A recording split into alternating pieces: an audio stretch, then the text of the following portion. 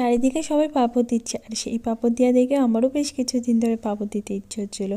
আর আজকে ফাইনালি সেই দিন এসেছে যেদিন আমি পাঁপড় দিব। তাই কাল রাতেই আমি সমস্ত আলুগুলো কেটে রেখে দিয়েছিলাম, আর এখন সেগুলো সিদ্ধ করে নেওয়ার পালা।